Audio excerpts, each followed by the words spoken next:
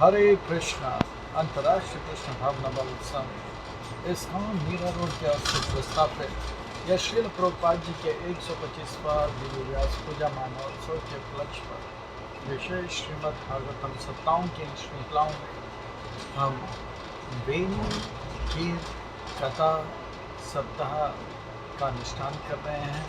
और ये वेणु की कथा सप्ताह के पहले दिवस के कथा अनुष्ठान में आए आप सब भक्तों का, धर्म प्रेमियों का, कथा प्रेमियों का, सत्संग प्रेमियों का, अतिथियों का, आजीवन सदस्यों का, श्रोताओं का, सोशल मीडिया के माध्यम से सुनने वाले श्रोताओं का और भविष्य में रिकॉर्डिंग के माध्यम से सुनने वाले श्रोताओं का भी हृदय के गहराई से प्रेम पूर्वक हार्दिक स्वागत करते हैं।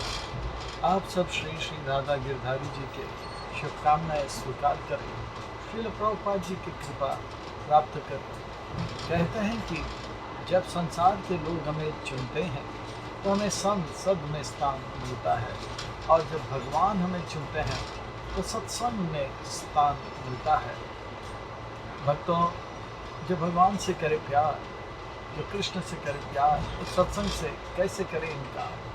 जो प्रभुपाद जी से करे प्यार, वो सत्संग से कैसे करे इनकार।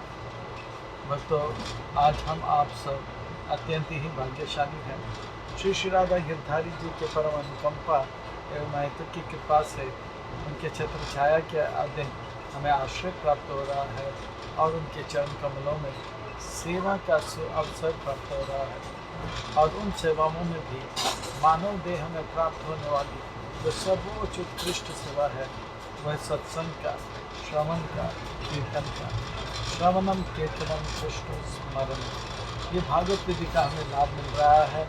इसलिए हम भगवान श्री श्री राधा गिरधारी जी, ललिता विशाखा, जगन्नाथ बलदेव सुभद्रा जी, सुदर्शन जी, श्री श्री गौरनिता, उनके परिकर सहित के पाद पद्मों पर नतमस्तक होकर कोटि कोटि वंदन प्रणाम अर्पण करते हुए संसार के संस्थापक आचार्य कृष्ण कृपाक्षर मूर्ति अभय चरणारविंद भक्त वेदांत स्वामी श्रील प्रभुपाद जी, इनके चरणारविंद में कोटि कोटि वंदन प्रणाम अर्पण करते हुए हृदय जो कि दयामय है, कृपामय है, करुणामय है, हृदय जो कि प्रातः स्मरणीय है, वंदनीय है, पूजनीय है, हृदय जो कि नित्य वंदनीय है, पूजनीय, स्मरणीय है, उनके चरणारविंद में कोटि कोटि वंदन प्रणाम अर्पण करते हुए यहाँ उपस्थित आप सब वैष्णवी भगवत चरणों में रागी महानुभवी भक्तवृंदों के चरणों में नाम करते हुए आज के इस कथा के ओर अग्रसर होते हैं। आज के इस सत्र को आरंभ करते हैं, आज के इस प्रसंग को प्रारंभ करते हैं। यह श्रीमद् भागवतम जो है वैष्णव भक्तों का परम धन है। यह श्रीमद् भागवतम जो है वैष्णव भक्तों का प्राण है। यह श्रीमद् भागवतम जो है वो भगवान का वांगमय स्वरूप है। यह श्रीमद् भागवतम जो है, यह जो है साक्षात भगवान है। यह अमल पुराण है।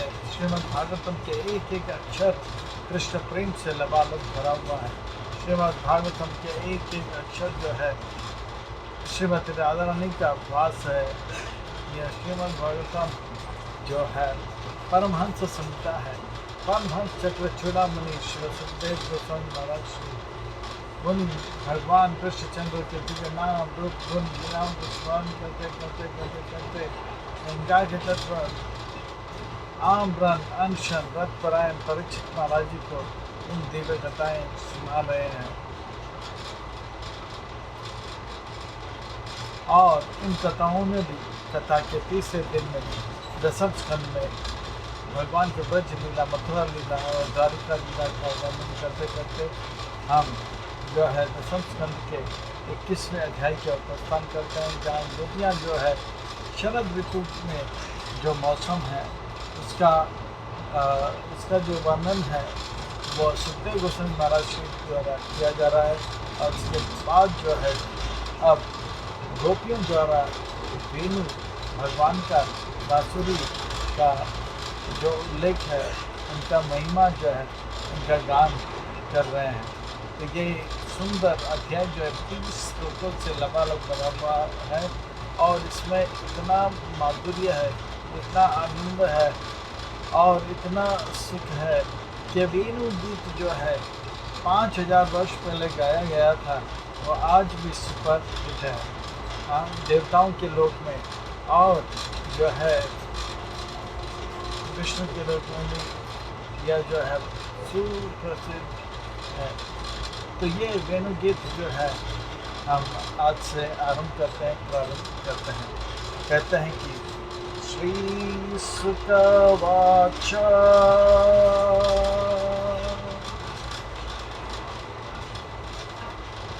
बहुत सुंदर कहते हैं कि इत्थम शरद स्वच्छ जलम पद्मकरा सुगंधिना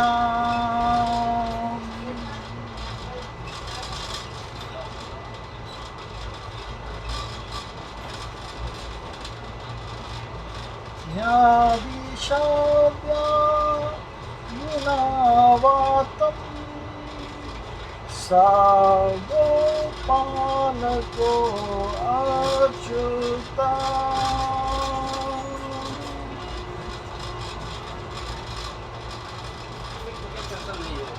श्री सुखवाच, श्री सुखवाच का अर्थ होता है सुंदर सुखदेव गोस्वामी महाराज ने कहा। प्रश्न उठता है सुंदर कौन? तो सुंदर भगवान है, नील सुंदर, घन सुंदर, व्रज सुंदर, श्याम सुंदर, कृष्ण सुंदर है और उनका जो भक्ति करता है, अनन्य भक्ति करता है, वो भी सुंदर। तो इसलिए सुखदेव गोस्वामी महाराज सुंदर है और यह सुखदेव गोस्वामी महाराज जो है यह सुंदर जो है पूरी तरह से ब्रज के भाव में प्रविष्ट होकर सुंदर तरह से पिछले अध्याय में 20वें अध्याय में जो है शरदकालीन में बारिश के मौसम में किस प्रकार से वृंदावन के एक एक पत्ता साफ हो जाता है, वृंदावन के एक एक वृक्ष जो है साफ और पवित्र हो जाता है और जो है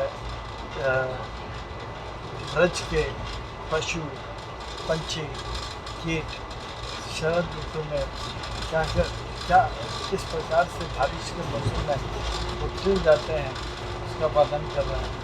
अब जो है यहाँ पर यह वर्णन आ रहा है कि कृष्ण जो है अब गोचारण करने आया है, कृष्ण गोचारण करने आ रहा है, बड़ा सुंदर वर्णन आ रहा है। श्री सुख वाच तम शरद स्वच्छ जलम पद्मकरा सुगंधिना न्याविसत् वायुना वातं सा गोपालको अच्युता। तो कहते हैं कि इस प्रकार से शरद ऋतु आने के कारण जो यमुना का जो जल है वो साफ साफ साफ होगा, बहुत सुंदर तरह से साफ हुआ और पद्म कर वो जलाशय जो है वो पद्म से पूरा खिल गया था। अब पद्म जो था प्रभुपाद जी उसे कहते हैं कि आप जो है शरद ऋतु के बाद जो वर्षा आती है उससे क्या पूरा जो जल है यमुना का और वो सरोवर का वो साफ सुथरा और पवित्र हो जाता है। तो इस प्रकार से जो है अब जो है शरद ऋतु के बाद का वर्णन कर रहे हैं और कृष्ण और बलराम क्या कर रहे हैं उसका वर्णन आ रहा है। इत्तम शरद स्वच्छ जलम, पानी आने से जो है सारा पानी जो है वृक्ष के पत्ते वो जो है वो साफ हो जाते हैं। नहीं तो 8 महीने जो है केवल धूल धूल धूल धूल जम जाता है, और अभी जो है वो धूल सारा निकल जाता है, तो चमकने लग जाता है, पवित्र होकर चमकने लगता है। और यमुना का जल जो है वो सरोवर का जो जल है वो भी स्वच्छ हो जाता है। पद्म आकार सुगंधिता सुगंधिना, और वो जो जलाशय है, सरोवर है, वो पद्म से भरा हुआ है, अर्थात कमल से भरा हुआ है। सुंदर सुंदर महकते हुए और सुंदर दिखने वाले कमल से भरा हुआ है। तो इस प्रकार से इस अध्याय में सुखदेव गोस्वामी महाराज वर्णन करते हैं कि किस प्रकार से गोपी जो है कृष्ण का, यह बांसुरी को हो, वेणु को हो या मुरली को हो, उसके मन का सुंदर सुंदर वर्णन कर रहे हैं, बहुत सुंदर वर्णन कर रहे हैं। एक एक गोपी, यह अध्याय जो है 20 सुंदर श्लोकों से रचित है। और जैसे हमने कहा दसम स्कंद लगभग 5 सुंदर सुंदर गीतों से युक्त है, लबालब भरा हुआ है, भक्ति से रचा बचा हुआ है, आध्यात्मिकता से लबालब भरा हुआ है। तो इस प्रकार से यह जो सुंदर जो है श्रीमद् भागवतम के इस अध्याय में यह हम देख रहे हैं कि किस प्रकार से जो है अब जो है गोपियाँ जो है वेणु का वर्णन करने वाली, मुरली का हो या मुरली का हो, बांसुरी का हो, या आप जो है मुरली, बांसुरी, वेणु, इस प्रकार से यह जो है वेणु का वर्णन आ रहा है जो कि बांस से बनाया जाता है। तो गोपियाँ जो है एक अलग ही ढंग से इस बांस का बना हुआ जो वेणु है उसका खूब खूब खूब गुणगान करने लग जाते हैं। तो इस प्रकार से शरद के स्वच्छ जल से जो है सरोवर भी जो है पवित्र हो गया, पद्म आकार सुगंधित। इतना ही नहीं, जो है सुगंध जो है पूरे वन का कैसे हो जाता है, वो सुगंध जो है कमल का फूल का सुगंध सब जगह छा जाता है। हवा जो है खूब बहती है और इसके माध्यम से सुगंध जो है छीन लेते हैं। कमल का सुगंध जो है चारों ओर फैला जाता है। और इतना ही नहीं, और मंद मंद जो है हवा चलने लग जाती है। न्याविशद्वायुना वातम, तो इस प्रकार से वायु जो है चारों ओर छाया जाता है, और इस प्रकार से जो है सरोवर स्वच्छ हो जाता है। और ये सुंदर दृश्य को में कृष्ण जो है, जिनका एक नाम अच्युत है, वो अपने गोप मित्रों के साथ जो है यह जंगल में प्रवेश कर लेते हैं।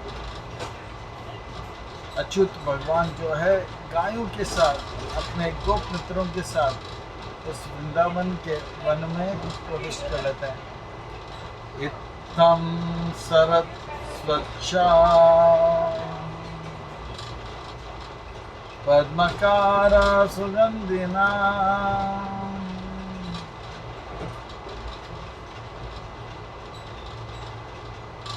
न्याविशद् वायुना वातम सागो पुरा अच्युत।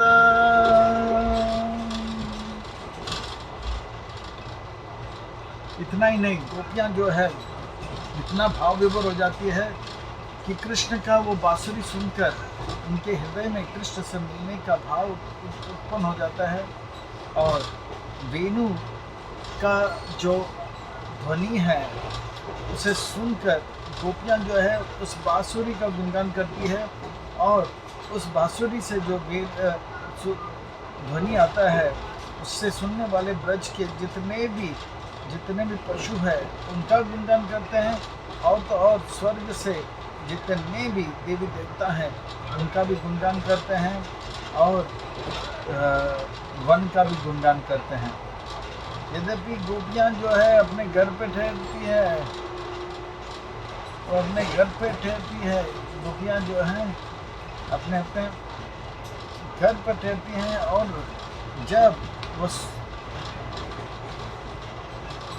जब वो देखते हैं कि कृष्ण अब गोचारण करने जा रहे हैं, ये उनके आंखों के लिए अब जो है उत्सव हो जाता है, नेत्र उत्सव हो जाता है। और इस प्रकार से अब जो है वो जो शरद कालीन के बाद जो है अब कृष्ण जो है वृंदावन में चल रहे हैं, और वृंदावन का माधुर्य और कृष्ण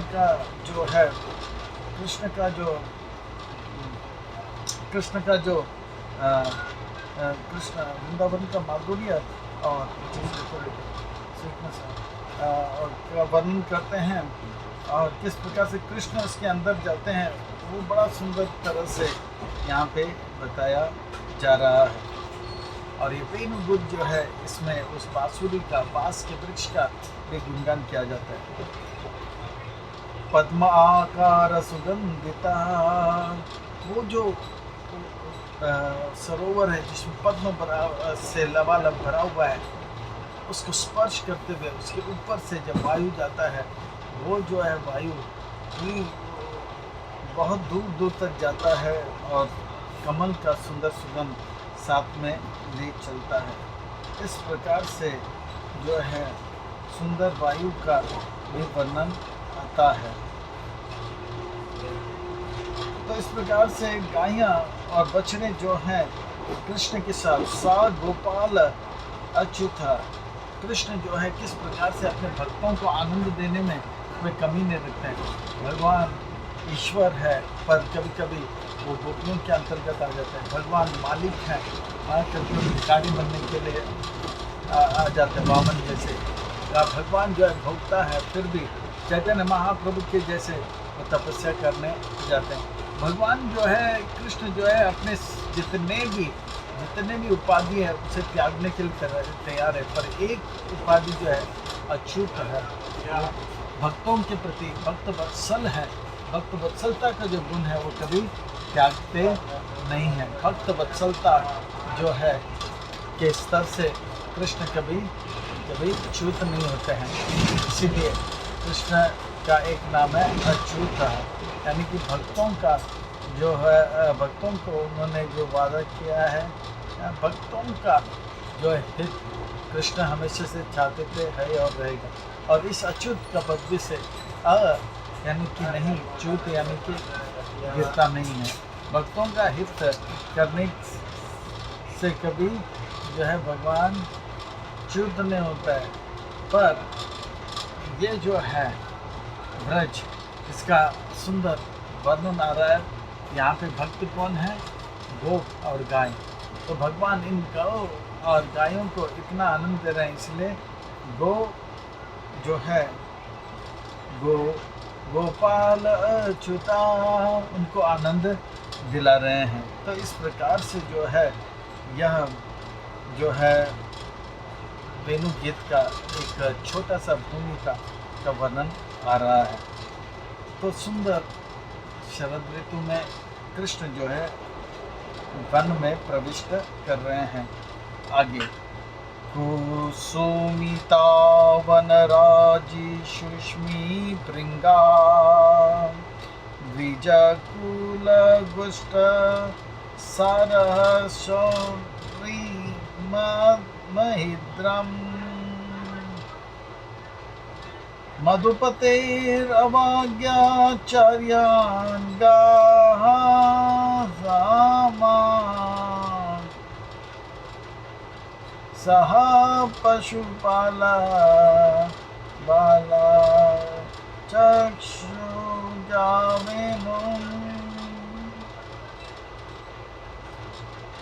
तो इस प्रकार से अब कह रहे हैं कि यह जितने भी अ, सरोवर है, नदी है और जितने भी पहाड़ है ब्रज के, वो सब जो है इस भंवरों के द्वारा, भंवरों और पंछियों के द्वारा जो है भर गए थे। और ये पंछी और भंवरे जो है एक वृक्ष दूसरे वृक्ष जा भी रहे थे। और इस दौरान अच्युत अर्थात कृष्ण जो हैं अपने गोप मित्रों के साथ बलराम वह वन में प्रवेश कर रहे हैं। कृष्ण को मधुपति करके संबोधित किया जा रहा है। मधुपति कृष्ण जो हैं वो वन में प्रवेश करते हैं, जो वन में बड़े बड़े पहाड़ हैं, बड़े बड़े सरोवर हैं, नदी है और फूल खिलने वाले जो है एक ये फूलों को खिलने वाले जो हैं, तो इस प्रकार से एक बगीचे से भरा हुआ वन है। तो कृष्ण उस वन पे जब चल रहे हैं तो चुपचाप नहीं चल रहे हैं, कृष्ण वेणु बजाते हैं। और ये जो वेणु है, चुका चू वेणु स पशुपाल बाल चूकाचू वेणु, पशुओं के साथ, गोपालों के साथ, बलराम के साथ कृष्ण प्रवेश करते हैं। हाँ, गोचारण करने के लिए वन में प्रवेश करता है। ऐसा स्पष्ट वर्णन आता है कि वेणु जो है कोई और गोपों ने नहीं बजाया, कोई और लड़का जो है गोप उन्होंने नहीं बजाया। ये वेणु जो है केवल और केवल कृष्ण बजाते हैं। और ये वेणु कृष्ण बजाकर क्या करते हैं, इसका वर्णन जो है अब गायों को बुलाने के लिए कभी गोपियों को बुलाने के लिए, तो गोपियों का मन जो है पूरी तरह रिझ जाता है। जब भी कृष्ण वेणु बजाते हैं तो गोपियों का जो मन जो है पूरी तरह से जो है रिझ जाता है, खिल जाता है, और वो जो है अब कृष्ण के इस वेणु से प्रभावित हो जाते हैं। तो इस प्रकार से भगवान लीला कर रहे हैं और बता रहे हैं कि मानो कि आप भी मेरे साथ जो है मेरे धाम में आइए और नाचो गाओ और खुश रहो। कृष्ण के साथ क्या है, नाचना गाना और खेलना। वृंदावन में कृष्ण लीला करते हैं और यही लीलाएं जो हैं इसे शामिल होने के लिए भगवान जो है आध्यात्मिक जगत से अवतार लेकर इस जगत में आते हैं और बताते हैं कि देखिए ये जीना भी कोई जीना है जिसमें कष्ट ज़्यादा, संघर्ष ज़्यादा, क्लेश ज़्यादा, दुख ज़्यादा, और कभी कभी नाम मात्र के लिए थोड़ा सा सुख का, थोड़ा सा जो है आनंद का अनुभव होता है। ये जीना नहीं, वास्तविक जीवन तो वो है जो आनंदम अम्बुदि वर्धनम प्रतिपदम पूर्ण अमृत आस्वादनम, वो सुख जो बढ़ता जाए और इसमें कोई रुकावट नहीं है। उस प्रकार का सुख के हम अधिकारी है और उस प्रकार का सुख भगवान अनुभव कर रहे हैं अपने भक्तों के साथ। और हम सबको बता रहे हैं कि आओ मेरे साथ आइए, भगवत धाम आइए और आप भी सुख का अनुभव कीजिए। खास करके ये जो है वेणु गीत, जब शरद ऋतु के बाद कृष्ण जो है जा रहे हैं तो बहुत खुश हैं, वो अपने हाथ से वेणु, और बताते हैं कि वेणु केवल कृष्ण ही बजा रहे थे और कोई गोप नहीं बजा रहा था और कोई नहीं बजा रहा था, बलराम जी भी नहीं बजा। तो ये वेणु का सुंदर करते करते कृष्ण दौड़े चलते जा रहे हैं।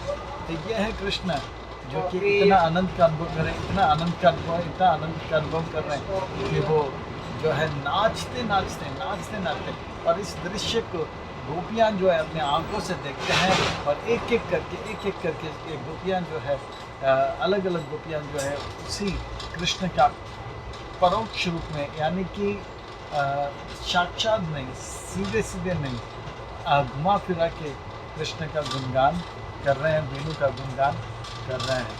ये वेणु का क्या भाग्य है, हाँ, ये बांस का लकड़ी जो है इसका क्या भाग्य है। जिस अदर का आस्वादन करने के लिए हम तरस रहे हैं, वो कृष्ण तो इसे खूब पिला रहे हैं। इसीलिए कहते हैं वाचू, हाँ, बहुत सुंदर कहते हैं कि चू काचू वेणु, ऐसे बजा चलो साहब पशुपाल मधुमंगल स्टोक कृष्णा अर्जुन, इन सब के साथ जो है खेलते खेलते अंदर आते हैं। पर कृष्ण को यहाँ पे मधुपति करके संबोधित है। कुसुमिता वनराज सुषिम भृंगा, इस प्रकार से जो है बड़ा सुंदर वर्णन आता है कि किस प्रकार से जो है कृष्ण प्रवेश करते हैं। तो वो जो वन है, उस वन में जितने भी भंवरे हैं वो हर फूल और हर स्थान में जो है वृक्ष के ऊपर भूम भूम करके जो है घूम रहे हैं और एक अलग ही ध्वनि का आवाज आनंद का अनुभव कराता है। और उस प्रकार के वातावरण में कृष्ण जो है उस वन में जा रहे हैं जिसमें सरोवर है, नदी है और पहाड़ है। भंवरे भ्रम करके जो है वो गुनगुना रहे हैं और उन भंवरों के गुनगुनाहट में कृष्ण सह गोपाल अपने सखाओं के साथ, गोपालों के साथ, सह पशुपाल बालस और बलराम जी के साथ चलते हैं और बांसुरी बजाते हैं। तो यहाँ पर मधुपतेर आवज्ञाचार्याम गहा, मधुपतेर का अर्थ होता है कृष्ण, जो कि मधु यानी कि स्प्रिंग, हाँ, वो वर्षा ऋतु के इस जंगल में वो मधु के पति यानी कि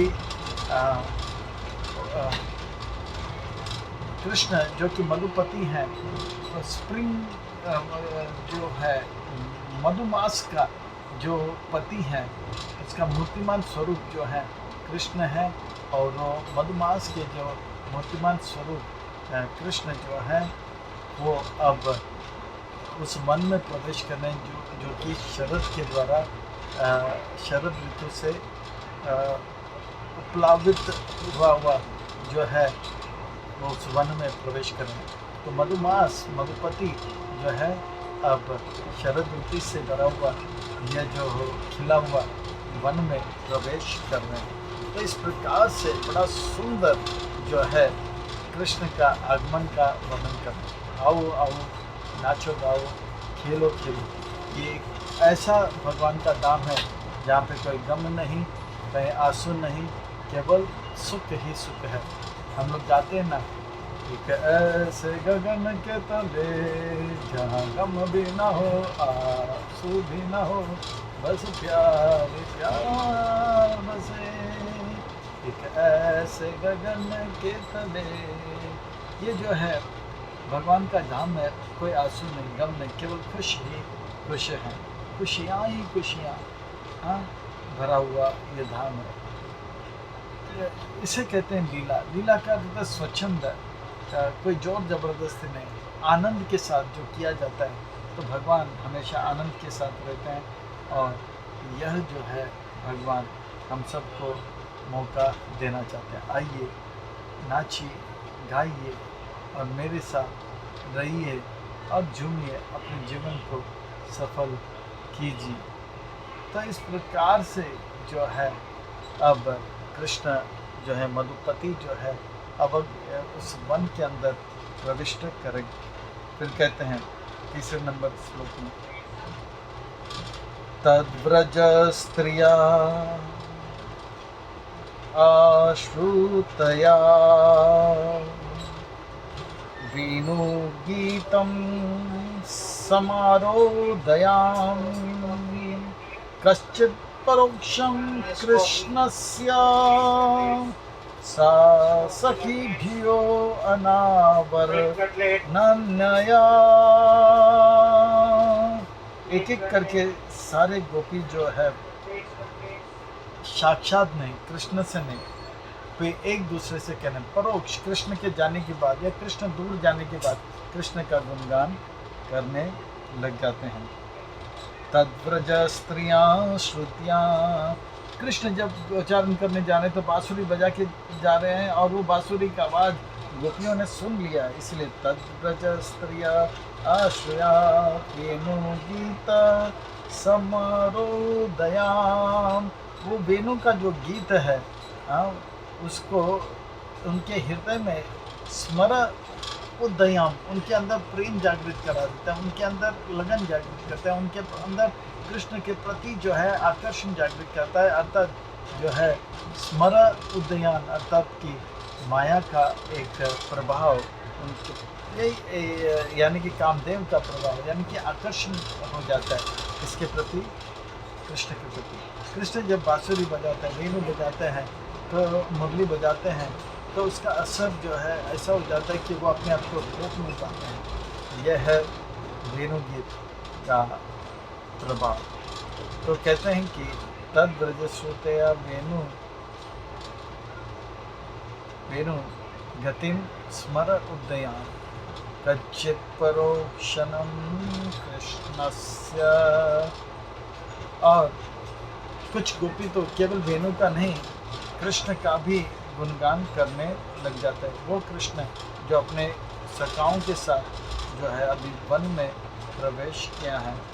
सखा स्वकीय भो सखा स्वसखीभ्यो स्वसखीभ्यो अनावर्णयन्। इस प्रकार से कृष्ण जो है वन में प्रवेश कर रहे हैं, इसका वर्णन किया गया है। ये बहुत सुंदर वेणु गीत जो है यह 20 श्लोकों से युक्त है। भागवत के 10वें स्कंद में हम देखेंगे गीत और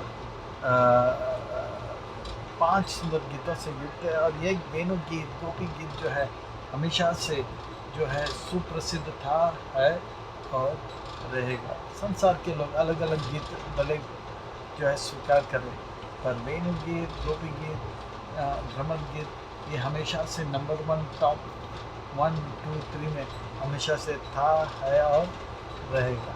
इसमें कोई दो राय नहीं है। तो इस प्रकार से सुंदर वेणु गीत का जो है गाया जा रहा है, आरंभ किया जा रहा है। गोपियाँ जो है केवल वेणु का ही नहीं, कृष्ण का भी गुणगान कर रहे हैं। तो यह है सुंदर वेणु गीत का लाभ जो गोपियों को मिल रहा है। और गोपियों के माध्यम से इस शरद ऋतु के बाद कृष्ण जो है मधुकथिर वो प्रवेश कर रहे हैं वन के अंदर, इसका सुंदर वर्णन। यही वेणु गीत जो है इसका लाभ सब भक्तों को लेना है, क्योंकि ये वेणु गीत जो है ऐसा बांसुरी बजाते भगवान कि अलग अलग पशु, अलग अलग पंछी, मनुष्य, तो सबको ऐसा लगता है कि ये वेणु गीत के माध्यम से कृष्ण जो है मुझे मुझे मुझे मुझे बुला रहे हैं, मुझे ही चाहते हैं। तो यह वेणु गीत का सुंदर शिक्षाओं का हम लाभ लेंगे। यहीं पे वाणी को विराम। कल जो है 4था, 5वां और 6वां श्लोक का हम वर्णन करेंगे। और तभी तक आप सब के चरणों में श्लोक कोटि कोटि प्रणाम। और सबके लिए जय श्री राधे, जय जय श्री राधे, जय जय श्री राधे, जय जय श्री राधे श्याम। सबको मिले श्री वृंदावन धाम। हरे कृष्ण। खूब खूब धन्यवाद एवं साधुवाद।